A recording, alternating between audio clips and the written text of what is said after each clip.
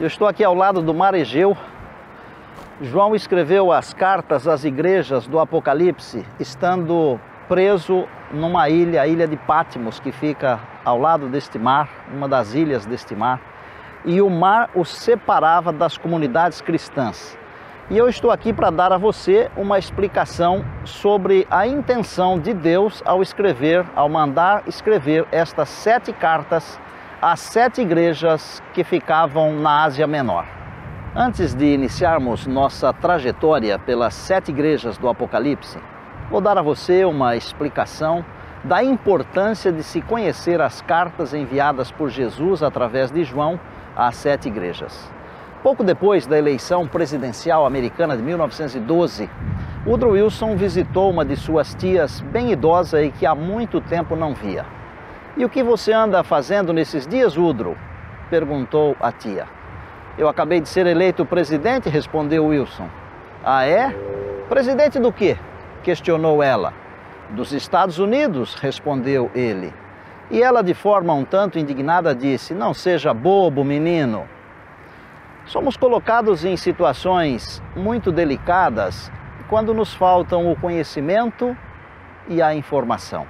Deus afirma em sua palavra: "O meu povo perece porque lhe falta o conhecimento." Oséias 4, verso 6.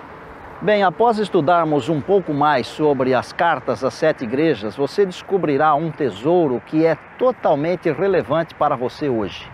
Então aperte os cintos para uma jornada que com certeza lhe impactará. Primeiro, precisamos recordar que as cartas às 7 igrejas do Apocalipse não podem ser comparadas com nenhuma outra carta, nem mesmo com as cartas, as epístolas do Novo Testamento, pois o seu autor é o próprio Cristo. Além de sua origem ser divina, a figura principal das cartas é Cristo, e seu enredo é a atuação de Jesus em meio ao seu povo. Sendo assim, se você quer saber como Cristo atua e quer atuar em sua vida, você precisa compreender as cartas às 7 igrejas do Apocalipse. Em segundo lugar, precisamos compreender que o livro inteiro do Apocalipse foi escrito para essas igrejas. O que vês, escreve-o num livro e envia-o às 7 igrejas: a Éfeso, Esmirna, Pérgamo, Tiatira, Sardes, Filadélfia e Laodiceia. Apocalipse 1, verso 11. Sendo assim, se eu não compreender as igrejas e as mensagens de Deus para elas, não poderei compreender o livro do Apocalipse em sua plenitude. E ao não entender o Apocalipse, não irei compreender as mensagens bíblicas deixadas por Deus para os nossos dias. Veja, o Apocalipse começa com a visão do Cristo glorificado após a sua ascensão ao céu, e o livro é concluído com o Cristo glorificado após a eliminação de todo o mal, de todo o pecado no universo. Entre os dois extremos está a mensagem central do Apocalipse, que é a vinda de Cristo. Nos primeiros versículos já vemos essa tônica, e a Bíblia diz: "Eis que vem com as nuvens e todo olho o verá, até mesmo aqueles que o transpassaram, e todas as tribos da terra se lamentarão sobre ele." Sim, amém. Apocalipse 1, 7.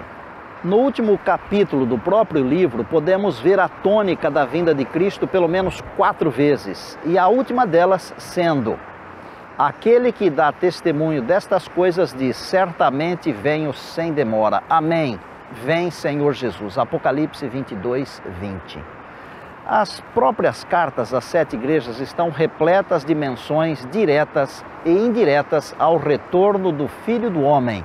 Sendo assim, não compreender as cartas às 7 igrejas é limitar o entendimento sobre o livro do Apocalipse e do seu tema central, que é a segunda vinda de Cristo. A terceira razão que eu gostaria de abordar sobre a importância da compreensão das cartas às 7 igrejas é que o conteúdo das cartas é relevante para os nossos dias. Como podemos ver no primeiro capítulo do Apocalipse, as mensagens às 7 igrejas não se limitavam apenas às igrejas naquela época, mas a sua mensagem também englobava muito mais além. Escreve, pois, as coisas que tens visto e as que são e as que depois destas hão de suceder, diz o Apocalipse, capítulo 1, verso 19. Assim como a mensagem não se limitava somente àquele período, as próprias cartas também não se restringiam às próprias igrejas para onde foram endereçadas. Essas cartas, mesmo abordando aspectos específicos de cada uma das igrejas, precisam ser lidas e compreendidas como um único pacote de 7 cartas que deveriam ser lidas em todas as 7 igrejas e em qualquer igreja através das eras. A repetição da expressão "quem tem ouvidos, ouça o que o Espírito diz às igrejas" em cada uma das cartas é só mais uma evidência de que a sua mensagem não deveria ser limitada a questões geográficas. O primeiro ponto é a aplicação primária das cartas para a realidade dessas congregações do primeiro século. Estudiosos bíblicos sugerem muitas outras aplicabilidades e abrangências.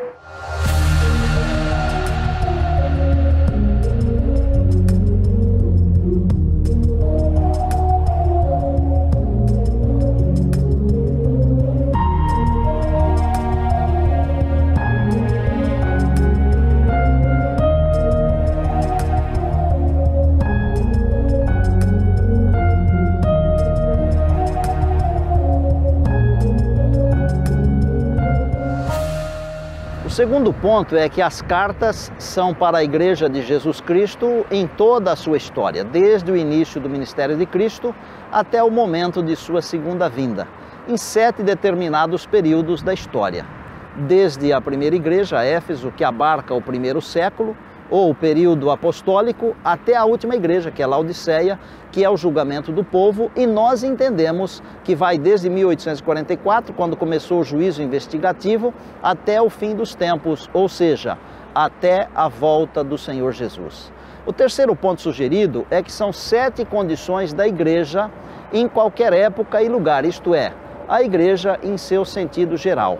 Neste caso, o conteúdo de cada carta seria aplicável à igreja de qualquer período da história. E o quarto e último ponto que eu gostaria de abordar é a aplicação individualista.